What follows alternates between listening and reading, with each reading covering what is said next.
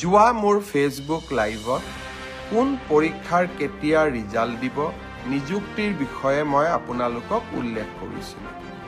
Police কনিষ্টবলৰ ক্ষেত্ৰত থকা নিষেধাজ্ঞা যাতে উচ্চতম ন্যায়ালয়ে উঠাই লয়, অহা 8 তাৰিখে উচ্চতম ন্যায়ালয়ত আমি ভেকেটিং পিটিশ্যন আমি আগবঢ়াম।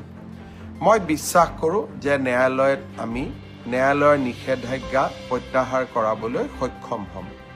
যোৱা ফেচবুক লাইভত কোৱা মতে নিৰ্দিষ্ট দিনত এতিয়া পৰীক্ষাৰ ফলাফলসমূহ ঘোষণাৰ প্ৰক্ৰিয়া আৰম্ভ হ'ব। দুই এজন প্ৰাৰ্থীয়ে মোক কৈছিলে যে LP আৰু ME লিষ্টত PG আৰু গ্ৰেজুৱেট, পোষ্ট গ্ৰেজুৱেট আৰু গ্ৰেজুৱেট টিচাৰ পোৱা বহুতৰ নাম সন্নিৱিষ্ট হৈ আছে। আমি নিশ্চিত কৰিম যাতে পোষ্ট গ্ৰেজুৱেট আৰু গ্ৰেজুৱেট টিচাৰত যিসকল নিযুক্তি হ'ব তেওঁলোকৰ নাম যাতে LP বা ME লিষ্টত নাহে, অৰ্থাৎ যি ডাবল এপইণ্টমেণ্টৰ যিটো অভিযোগ থাকে তাক যাতে আমি বহু পৰিমাণে ৰোধ কৰিব পাৰোঁ। আৰু সেই বিষয়ে ইতিমধ্যে বিভাগৰ বিষয়াসকলক মই স্পষ্ট নিৰ্দেশ দিছোঁ।